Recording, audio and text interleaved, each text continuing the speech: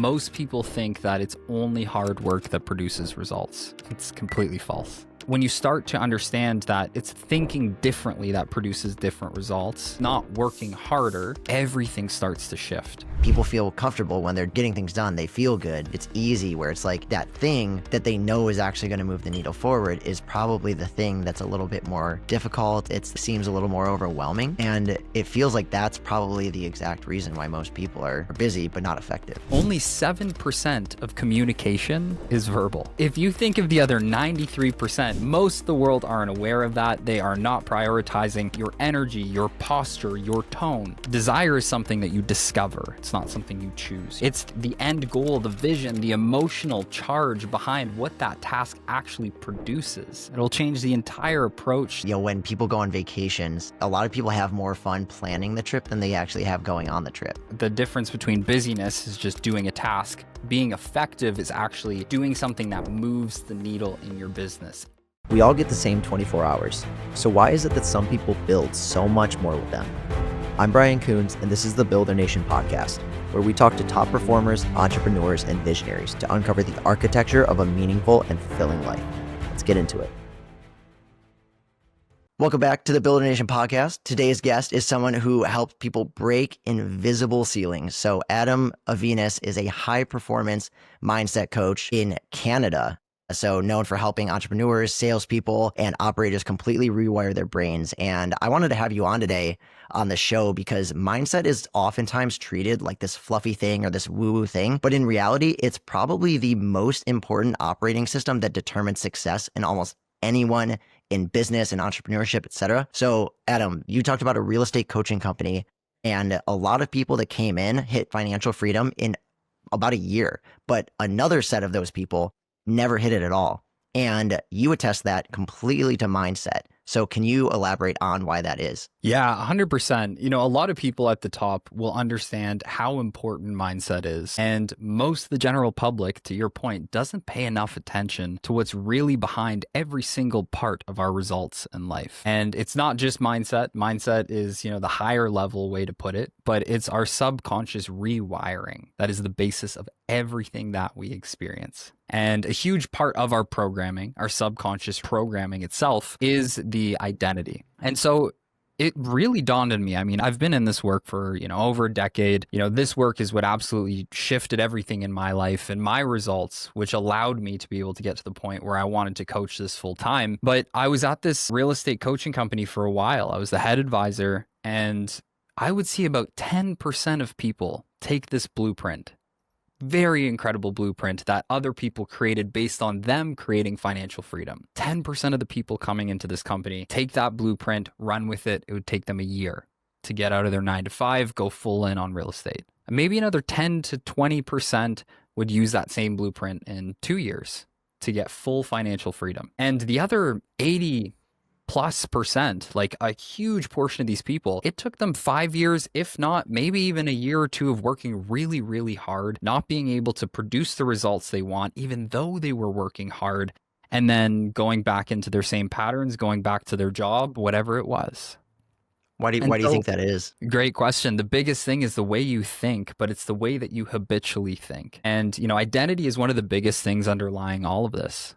So who you believe yourself to be, or the stories that you are telling yourself about yourself, will dictate your results and the opportunities you either do identify or you don't even realize they pass you right by. Okay. What are some of the identities that have been successful that you've seen? Yeah, it's really about allowing your identity to level up beyond the goal that you have. So I'll give you an example because it's a very clean-cut, clear example of when I found this work. When I found this work, I didn't realize that part of the story I was telling myself about myself was that I was too young to be selling real estate. I was 21 when I got into selling real estate as a realtor, and I just didn't think that people were going to take me seriously. When I realized that that story was running underneath the level of my awareness, of course people were going to be picking that up and the energy behind my words. So when I worked on doing the emotional reconditioning, is what I call it, actually rewiring that subconscious story that I'm telling myself away from, a reason that I can't do something or won't be successful to a reason that I already am that person or have everything I need to reach the level of success I want. That's when you actually start to be able to accept the opportunities in front of you and step into being that person, which people therefore feel and they want to work with you. Yeah, that makes sense. I mean, how do you, my business coach calls it anchors. And it sounds very similar. It's you're anchored down by this thing of I'm just an overweight person, or I'm big boned, or I am just somebody who I'm too young. Those are great examples. So how do you actually rewire that? Because it's so easy to say, hey, yeah, just think differently, but that's not always the answer. So how would you practically recondition your mind as an entrepreneur to be successful? This is a great question. The most important thing that you have to understand is it's the emotional mind. The subconscious mind is the emotional mind. So it's the emotional mind that we have to recondition. So when I say that, what does that mean? It means we have to feel differently about ourselves, about money, about success, about what we think is possible. Not just think differently, but actually feel differently. So one of the key steps in actually starting to shift and change that emotional programming, how we feel about ourselves and the things in the world, is to start to emotionalize with different levels of success. So to give you the example of when I was in real estate, I would actually close my eyes and visualize myself as a realtor already making tens of millions of dollars like it was nothing. And so as my emotional mind started to feel different about myself, about success, about opportunity, I started to start to become aware of all the opportunity in front of me, and B, again, emotionally stepping into that actually had a different level of energy behind my words, and people were picking up that energy. Yeah, that makes a lot of sense. I've heard it. I believe it's similar. As ego is another way to kind of say those emotional thoughts in the back of your mind. I call it my monkey mind. And it's very much, I mean, it's what you're saying. It's you have to take that and understand that those are just emotional. That's a great way to put it, is like those are just the emotional things. Those are not the objective facts in front of you, right? It's I'm not good enough, or I'm not doing this thing as well as I could. It's like, well, here's where you're at logistically compared to a lot of other people. And kind of these more objective things that's super huge, man. That makes a lot of sense. So that's, what are some of the example beliefs that you see? What are the number one belief that somebody can have to positively affect their entrepreneurship journey? Yeah, it's another great question here. I'll tell you that most people think that it's only hard work that produces results. Based on what we just said, it's completely false, right? And so it keeps people on what I call like the hustle hamster wheel. If you make 500 grand a year and you want to make $1 million a year, if you think that just working harder is what's going to produce the result, you're going to have to put in 2x the amount of effort. That's just not how it works. So when you start to understand that it's thinking differently that produces different results, it's not working harder, everything starts to shift. And when you understand the importance of the energy behind your words, you will start to actually pay attention and prioritize that work and that part of yourself. And that in itself will move the results. I'll tell you right now, only 7% of communication is verbal. So if you think of the other 93%, most of the world aren't aware of that. They are not prioritizing that other 93%, your energy, your posture, your tone. Why do you think that you're working so hard and you can barely move the needle? Because you're not dealing with such a massive portion of what actually produces results or what communication even is. That's really interesting. So it sounds like, one of the things that can probably help a lot of people is almost just, when they think of reconditioning, to me, I think of repetitions doing something, right? So to me, it sounds like what you're saying is if you want to change your mindset, it's not about just like, oh, I believe this now. It's about anytime you catch yourself thinking the opposite of that, you refresh your memory of, hey, no, that is not me. This is who I am. And over time, it becomes more and more loud, I guess, or more prominent than the other voice, and it goes away because you're like, oh, you're just shutting me down every time. Is that accurate? Yes, I would just change it to emotional repetition or intentional repetitions infusing the emotion. Because as we said, without the emotion of it, it won't matter that much. It won't mean that much. It won't actually get into the subconscious mind, which is the real goal of what we need to shift. Yeah, no, that makes a lot of sense. So, somebody comes to you and they are an entrepreneur, they feel stuck, what are some of the first things that you work with them on? Yeah, this is a good question because most people think we get straight to the conditioning, but it's not the case actually. I mean, a short education for sure so that they understand, the first part understanding is even understanding our true infinite nature is what I would say. And then that allows people's imagination to really get bigger. So the first step I say is clarity. And it's not clarity on what you think you can do. When I say clarity, I mean, what do you really want for your life? So we start to get past all of those narratives immediately because it's like, the question I love is if I could grant you any kind of life. I'm a genie and I could give you any kind of life. And you just have to tell me what that life is. Forget about what you think you can do. Forget about what you think is possible. Just tell me what you actually genuinely would want for your life. That allows us to craft a vision. It allows us to get beyond the paradigm and actually tap into the genuine desire that's already somewhere within us. Desire is something that you discover. It's not something you choose, you discover. Can you go into that a little bit? Yeah. I believe that we all have these inherent deep desires within us. And it's why it's so common, like entrepreneurs especially, they always feel like they're meant for more. Like they experience some level of success that they want, but then there's something within them already there that says, hey, you're meant for more. There's this expansion there. There's some level of fulfillment, a resonance that we're really looking to fulfill. And so when I meet people, it's not about choosing the life that they want in terms of like just making a decision. It's about discovering their desires, then building from that point because there already is the answers within you. That makes a ton of sense. Do you think that people are either born with it or do you think that they can train their desires? So it's a mix of both. Like you will have to recondition yourself to your desires. So I'll give you an example. When I finally faced that I wanted to coach, I realized it was kind of there for, years was what I thought. Honestly, maybe forever, who knows? I always felt like I was meant to speak on stages and do something big that shifted people's thinking. That's the point. And so when I finally faced it, I realized because of the narratives I had picked up and that conditioning, I had all these things blocking me from what was already there. I had these emotions and these voices in my head saying, that's not realistic. That's not a good way to make money.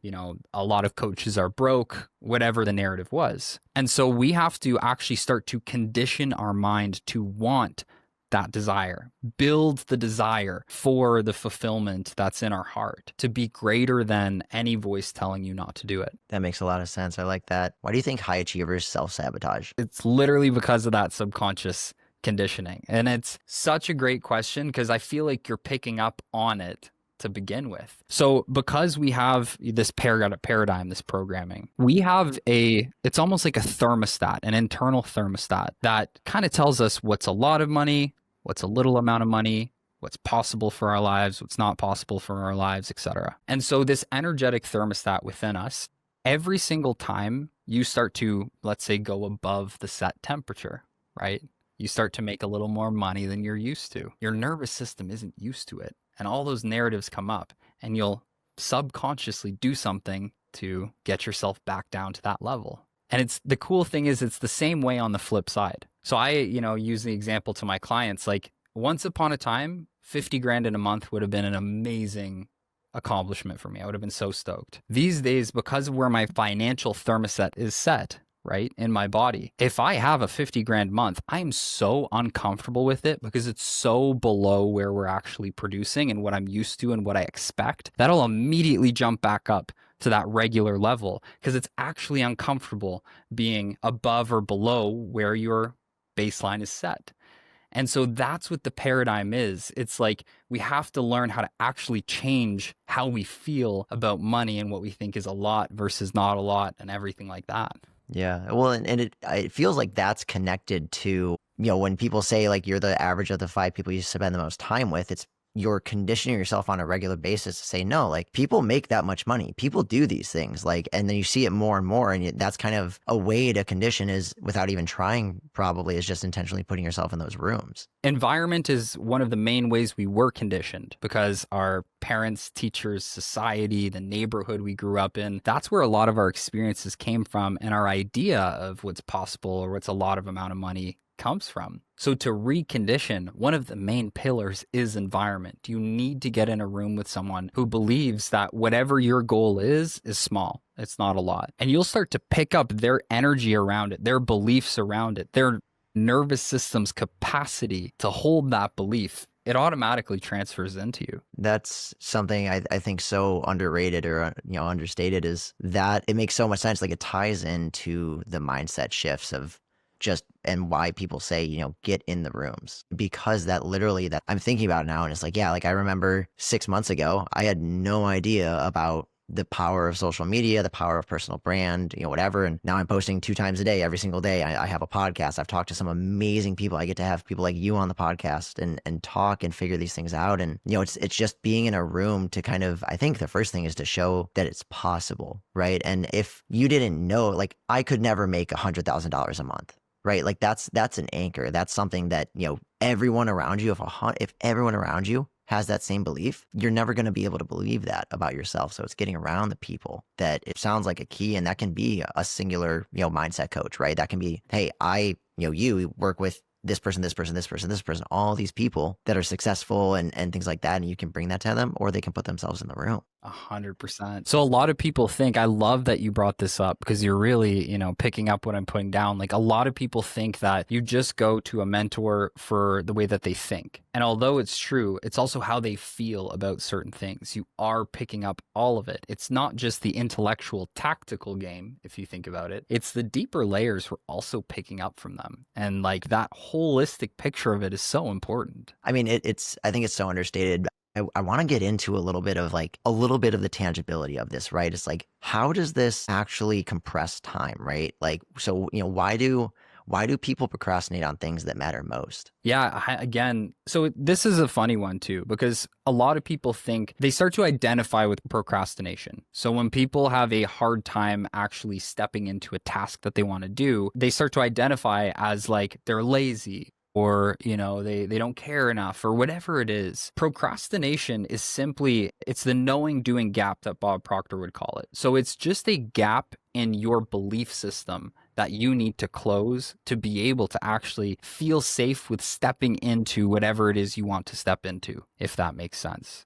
Yeah, Right? it's like overwhelm. It's if you don't know what you need to do, it's the whole how do I eat an elephant, right? And so that's where I've heard at least a lot of people say is like, and this is kind of what I do, is like, you just have to break it down to the step by step, and then it's just one step at a time, and it makes it way easier. But yeah, if you just don't have a way to do that, you're just freaking out because you're like, oh my God, I have all these things to do all day, and you never know where to start or prioritize. So is that accurate? Big time, 100%. And, where does overwhelm come up? Yes, it could be from your capacity to do a larger task, like you were saying, and breaking it down is great. But even simple tasks can feel overwhelming if your identity is not in alignment with that task. So I'll give you the example. I have a friend who just became a mortgage broker, and he's so excited. He's like, I'll do whatever it takes for success. And he's trying to figure out his lead generation method. And he says, you know what? I'm going to print these flyers and go knock on doors. Can't knock on a door for the life of him. He just can't bring himself to do it because he doesn't already identify as a successful mortgage broker. He can go knock on that door, make people feel comfortable with his presence in a short period of time and get their email or whatever the goal of the door knock was for, right? So the biggest thing is you have to start identifying as the person who already is successful and can successfully do that task without not knowing what to say or whatever his kind of freeze or fear was that was causing that gap. Yeah, no, it's so funny you say that. For the podcast specifically, I wanted to make it as low of a barrier to entry as possible because I knew in my mind I was going to find every excuse not to do it. It was too much logistics. It was too expensive to rent the area or whatever. And I literally spent like $200 on Amazon to get a little canopy, some chairs, and little plants. And I've just been doing a little pop-up podcast everywhere. And as you see, like, it's the mindset around it. Like, I know that I can talk to people. I know that I have, a lot of people that would be more than willing to talk to me about it. But it's like the mentality of like, I had to decide that I was someone who had a podcast, and you just go and you make it simple like that. And I think that's what you're saying is exactly what I've now seen in application. 100%.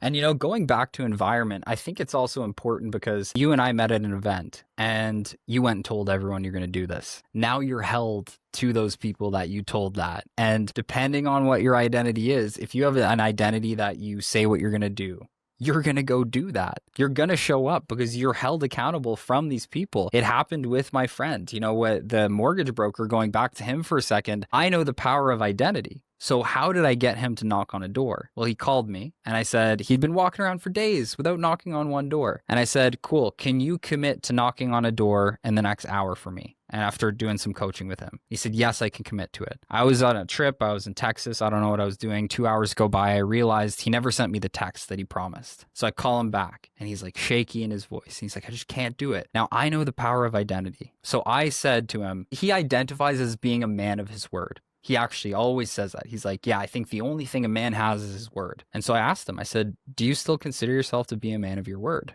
He said, yes. I said, oh, interesting, because you said you were going to do something, you didn't do it. You never texted me saying you're going to knock on that door. One of the most powerful forces in the world is a human to be in alignment with their identity. Because I held him to his identity, I got a text in like 10 minutes with a voice note. He put it in his pocket of him knocking on this door because I held him to who he believes himself to be, which is a man of his word. That's so huge. I think of a similar story. It was last night at Rich's event, and it was this woman. She is a contractor. She runs a design build firm. She's executed a ton of projects, but she couldn't figure out raising money and to do her own projects. She's been doing it all for other people. And I told her, we were talking, I'm like, you are someone who does development. Like, you already are. You don't have to have this, like, you don't have to treat it like it's this thing or you're asking people for money. Hey guys, if you're a business owner, high income earner, or investor who's been thinking about getting into real estate development but don't have the time to manage the process, this is for you. My company partners with people like you to help unlock the potential of your properties or even source and manage new small scale development projects. We manage hundreds of ADUs and infill development projects across Southern California, and our team knows how to simplify the process so you can benefit from the upside without managing contractors, permits, or design headaches. Whether you want to develop your own property, explore ways to offset taxes, or just learn how the development model works, head to thebuildernation.com/partner. That's thebuildernation.com/partner, and see how we can help you build more with the same 24 hours. Now back to the show. You have a skill set that I know, like literally in this room right now, 100 people would be down to throw money at you because you have a skill set, you have a mindset. You are that person already.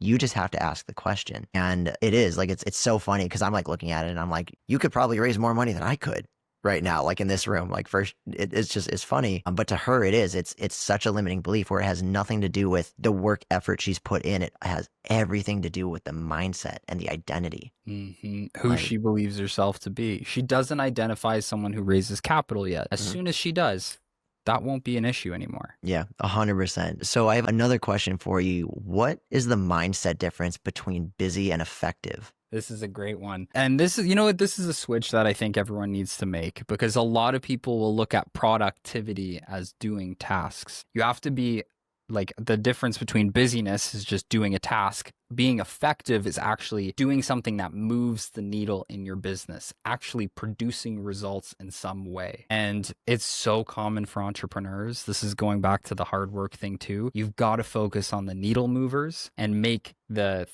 regular busy work either automatic, hand it off to someone else, whatever it takes for most of your time to be actually spent in the things that really move the needle in your business. Yeah, no, that makes a lot of sense. I think that a lot of people get caught up in doing things, not doing the right thing. And it's because it's easy. And it probably goes back to, tell me if I'm wrong, but it probably goes back to the comfortability. It's people feel comfortable when they're getting things done. They feel good and it's easy, where it's like that thing that they know is actually going to move the needle forward is probably the thing that's a little bit more difficult. It seems a little more overwhelming. And it feels like that's probably the exact reason why most people are busy but not effective. Yeah. 100%. And this comes back to your state of being. I actually want to give everyone a little bit of a tip here on this one because I think it's important. When you come up to a time block, let's say, and you've time blocked one of those big needle moving tasks that start to feel overwhelming to you, or there's an unknown, so you don't know what part you have to really dive into to figure it out.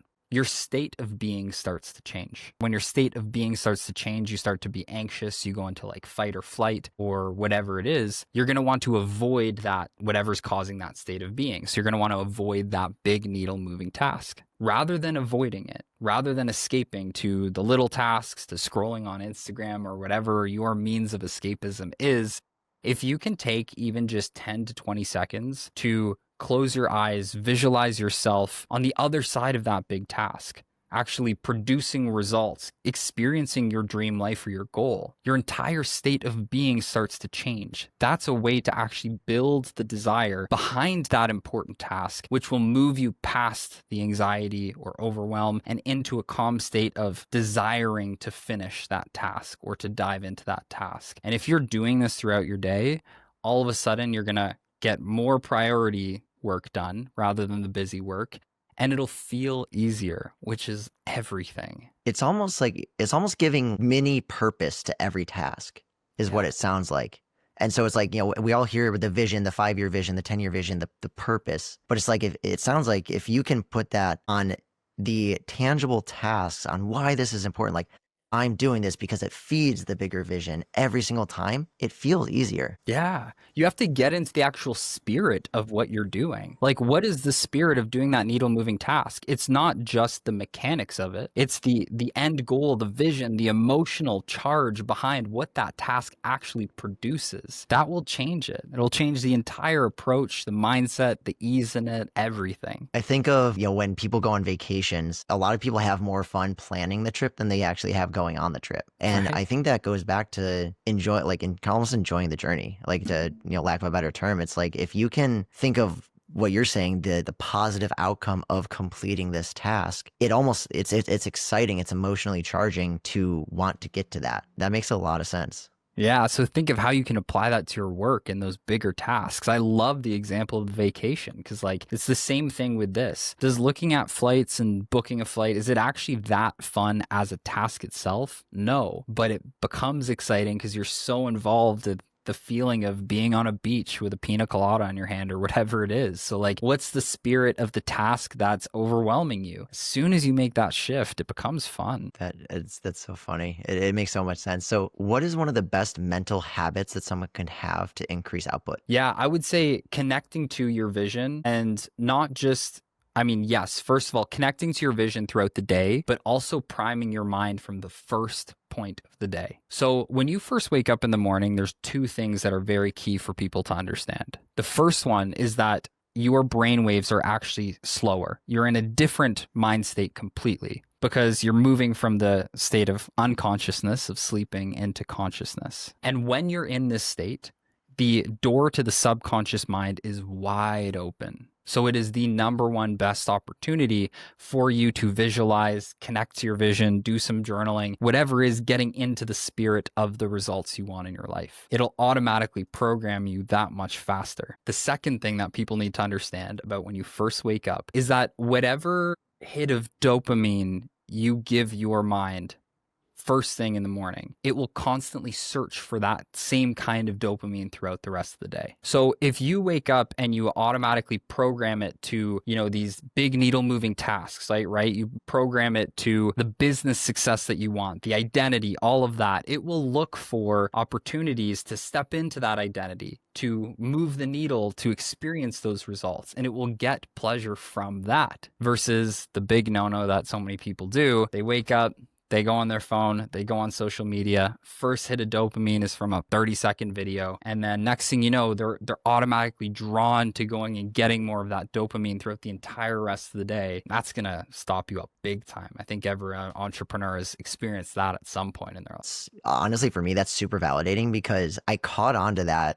probably a couple of years ago, that it's strategically increasing dopamine throughout the day is one of the best things that I'd done for myself. So couple years ago, essentially changed it. I go ups and downs, right? So I don't want to say I'm perfect by any means, but yeah, I would get up and I would specifically not scroll. I would get up and the first thing I would do is brush my teeth, make my bed, which is like boring. It's literally chores. It's boring. There's no dopamine from that, whatever. But also there is, because it's like, oh, I feel good that I made my bed and I started out the day easy. Then I would go read. It's like there's still no sound stimulation. So increasing stimulation throughout my day. That's kind of the way that I thought about it. So I would read, and then I would work on my computer. So now I'm going through emails, I'm getting more engagement, and then I would go to the gym. So I would now get the sweat on, the dopamine would release from those natural ways. And then I would start to go, throughout the day, and the end of the day is when I would finish with the scrolling and TV and whatever else in the day. So it sounds like that's kind of like, honestly, that I think that if you're validating that, like that's that easily, I can speak from experience. That's one of the biggest hacks possible. Right. And what's important about what you said, and I like your shift to stimulation rather than dopamine, because you do actually get dopamine from completing tasks, taking care of yourself, going to the gym. And that's a lot more of a healthy dopamine to feed yourself that you're also automatically going to want more of, subconsciously look for more of if you're doing it first thing in the morning. So like, what better way to set yourself up for success in a day? Right. Yeah, 100%. It's so true. I'm thinking back now to so many different scenarios, but that's amazing. So we talked about a lot about some of the tactical ways, some of the really good things to think about. But who do people become when they actually stop living in fear? They become the person that they're meant to be. And a fast and short answer. We talked about the programming and the paradigm. It's important to understand that we as humans are these infinite spiritual beings, and we have the ability to produce far beyond what we can even imagine. And so fear is always kicking in at the edge of your paradigm, the edge of your current programming, because the ego, and there's parts of our mind that are constantly just trying to keep us safe. But what it's doing is it's marking like what we know as safe. So every time we try and expand past what we know, what we're familiar with, that's when it pulls us back. And that's when we feel that fear. Imagine if we didn't have fear, we would have no limits to caring what people think, to,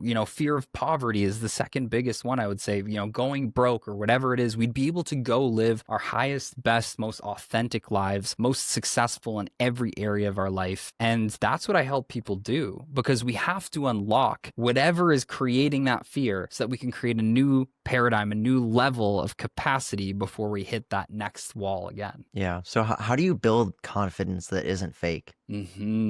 So I have to ask you, do you have any experiences with fake confidence, or why fake? I'm curious about that. I've used the term a million times in the military, fake it till you make it, and that was the term we used. It was, a lot of things in the military, they suck. They're shitty. They're boring. They awful. And so it's like a lot of people are just be happy, right? Just be happy, just fake it till you make it. And so people would be almost belligerently excited and over the top. And fairly soon, and maybe I'm answering my own question here, but like eventually it's you guys are just in the shit together. And so it changes. So maybe, I don't know, maybe that's why, but that's a good question. No, I do want to answer this. I love it. I'm curious as to where these come from, because I do see that though, how people can think of that as like fake confidence. I would say, based on the way that you were approaching it, I think integrity is one of the most important things in today's day. And there are people on all sides of the spectrum. There are people who will do the mental work and visualize and try and become someone in their mind. But if you don't embody work and go and put actions behind it to actually prove that you are that person, then there will be a level of fake mental confidence, right? And then there's the other side of it, where people go straight to the action, and it's the act as if, but they aren't actually doing the inner work to change their deeply rooted beliefs or their story about themselves. Acting as if will slowly do that, but when you actually combine those two and you integrate and you're in integrity with the way that you think, your beliefs, with your goal, that's when you really take it to a new level of thinking and being, fully stepping into that level of you that you can be. Yeah, that makes a lot of sense. And so I have an interesting question. So let's say somebody, they catch on to this, they understand that this is a thing, maybe they're even working with you or something, and they feel like they're putting themselves in the right room, they feel like they're conditioning themselves appropriately emotionally. How do you know if you're still operating below your potential or not? You're always operating below your potential.